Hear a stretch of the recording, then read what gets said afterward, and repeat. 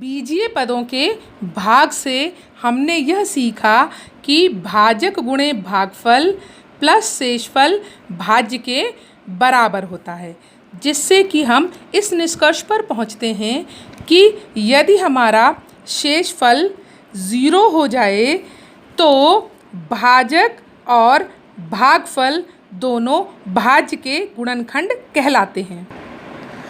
अब हम व्यंजकों को पहचान कर उनका गुणनखंड करना सीखेंगे। हमारे पास a² + 2ab + b² का अगर व्यंजक है तो हम उसका गुणनखंड करने के लिए देखते हैं कि इसको हम पहले ही सर्वसमीका के रूप में पढ़ चुके हैं, a + b² के रूप में। तो ऐसे पदों का गुणनखंड करने के लिए हमारे पास दो विधियां हैं, प्रथम विधि सर्वसमीका विधि तथा दूसरी समूह विधि। आइए सर्वसमीका विधि एक उदाहरण के माध्यम से समझते हैं। x² + 8x + 16 का गुणनखंड हमें सर्वसमीका विधि से निकालना है, जिसमें हम x² को x का स्क्वायर लिख सकते हैं तथा 16 को 4 का होल स्क्वायर लिख सकते हैं। अब बीच के 8x के लिए हम इसके टुकड़े करते हैं और हम उसे 2 गुणे पहला पद यानी x तथा अंतिम पद यानी कि 4 लिखते हैं और पाते हैं कि 4 दूनी 8 x जो कि हमारे बीच के पद के बराबर है, जिसके हिसाब से हम हमारे पहले पद और अंतिम पद को प्लस के चिन्ह के साथ उठाकर एक कोष्ठक में बंद करते हुए घात 2 लगाते हैं और यह हमारी सर्वसमीका के बराबर है, जो कि हमारी सर्वसमीका विधि हो गई। अब हम इसी उदाहरण को समूह विधि के द्वारा समझते हैं। समूह विधि में हम प्रथम पद और अंतिम पद में कोई परिवर्तन नहीं करते हैं, सिर्फ मध्य के पद को लेते हुए उसे 2 बराबर भागों में बांटते हैं। यानी मध्य के पद में जो कुछ भी लिखा है उसे हम बटे 2 करते हुए 2 बार लिखते हैं। हमने लिखा x² + 8x/2 + 8x/2 + 16। अब हम 8x को 2 से भाग करना आसानी से कर सकते हैं, इसलिए हमने लिखा x² + 4x और यहाँ पर भी +4x + 16 और इसे अब हम 2 समूहों में बांट देंगे। समूह 1 में x² + 4x है तथा समूह 2 में 4x + 16x है। हम समूह 1 में x कॉमन पा रहे हैं, इसलिए हमने x को कॉमन ले लिया और शेष बच गया x + 4। इसी तरह हम समूह 2 में भी प्रथम समूह का ही बचा हुआ लिख देते हैं, यानी x + 4 और हम पाते हैं कि समूह 2 में हमारे पास 4 कॉमन है। अब हम दोनों समूहों से कॉमन लिए हुए अंक को एक कोष्ठक में लिख देते हैं एक साथ तथा दोनों अंदर शेष बचे हुए में से एक कोष्ठक को हम लिख देते हैं और पाते हैं कि यह दोनों मिलाकर के एक वर्ग बना रहे हैं, x + 4 का वर्ग, और इस तरह यह हमारा गुणनखंड हो जाता है। इन दोनों विधियों की सहायता से हम a² - 2ab + b के प्रकार के व्यंजकों का भी गुणनखंड आसानी से कर सकते हैं।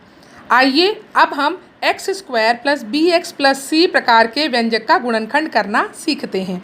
यहाँ पर हम देख रहे हैं कि c के स्थान पर जो भी अंक लिखा हो हम उसके ऐसे गुणनखंड करें जिन्हें कि हम c से ठीक पहले लगे हुए चिन्ह की संक्रिया करके बीच का पद प्राप्त कर सकें। जैसे 12 के ऐसे गुणनखंड जो कि हमें प्लस का संक्रिया करके 7p दे दें, तो हम 12 के गुणनखंड लिखते हैं 4 × 3।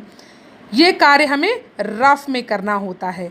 अब हम आगे लिखते हैं p² और 12 दोनों अपने ही स्थान पर रहेंगे, सिर्फ हमें बीच के मध्य के पद को 7p को बदलना है और उसे 4 + 3 के रूप में लिखते हुए आगे बढ़ाना है। अब हम इसे कोष्ठक को खोलते हुए 2 समूहों में बांट लेते हैं। प्रथम समूह में p² + 4p तथा दूसरे समूह में 3p + 12। आगे समूह में हम कॉमन लेते हुए इसको हल करते हैं। यहाँ पर हम p कॉमन पा रहे हैं, अंदर हमें कोष्ठक में p + 4 बच रहा है। इस अगले समूह में भी हमें p + 4 ही लिखना है। अगर p + 4 हमारा नहीं बचता है तो कहीं कुछ गलती हो रही है। हमने p + 4 समूह में पा लिया है और हमारा यहाँ पर कॉमन +3 आ रहा है। आगे हम इन दोनों शेष बचे हुए एक समान कोष्ठक में से एक कोष्ठक उतार लेते हैं तथा दोनों ही कोष्ठक के उभयनिष्ठ यानी कॉमन पदों को एक साथ कोष्ठक में लिखते हुए ये हमारा ऊपर दिए हुए व्यंजक का गुणनखंड प्राप्त हो जाता है। इसी प्रकार यदि हमारा व्यंजक ax² plus bx plus c के स्वरूप में दिया गया हो तो उसे भी हम एक उदाहरण के स्वरूप में समझते हैं, यानी कि 2x² प्लस 11x प्लस 12। यहाँ पर हम देख रहे हैं कि x² के साथ में 2 लगा हुआ है, तो यहाँ पर भी हम c को इस a के साथ गुणा करेंगे, यानी प्रथम पद का अंक और अंतिम पद का अंक दोनों को हम रफ कार्य में गुणा करते हुए लिखते हैं। यहाँ पर 12 गुणे 2 बराबर 24। अब हम 24 के सभी संभावित गुणनखंड लिखते हुए यह देखते हैं कि 12 के आगे लिखा हुआ प्लस, यानी कि हमें 24 के वैसे गुणनखंड हासिल करने हैं जिनको कि जोड़ने पर हमें 11 मिल जाए। तो हम पाते हैं कि 6 गुणे 4 में 6 4 को जोड़ने पर 10 मिलता है, 12 गुणे 2 में 12 और 2 को जोड़ने पर 14 मिलता है। इसी तरह 8 गुणे 3 में 8 और 3 को जोड़ने पर हमें 11 मिल रहा है, यानी कि अगर हम 8 और 3 गुणनखंड लें तो हमारा कार्य संभव हो सकता है। इसलिए अब हम अपने कार्य को आगे बढ़ाते हुए प्रथम पद और अंतिम पद को उसी तरह उतारेंगे और मध्य के पद में हम 11x की जगह पर 8 + 3x लिखते हुए इसे कोष्ठक को खोलकर अलग करेंगे और समूह बनाएंगे। प्रथम समूह में हमारे पास 2x² प्लस 8x और दूसरे समूह में हमारे पास 3x प्लस 12 आ रहा है। अब हम दोनों समूहों में से कॉमन लेंगे। प्रथम समूह में हमारे पास 2x कॉमन है और शेष बचा x + 4। अब हम अगले कोष्ठक में भी x + 4 ही लिख देंगे और उसमें का कॉमन निकालेंगे। कॉमन हमें मिला 3।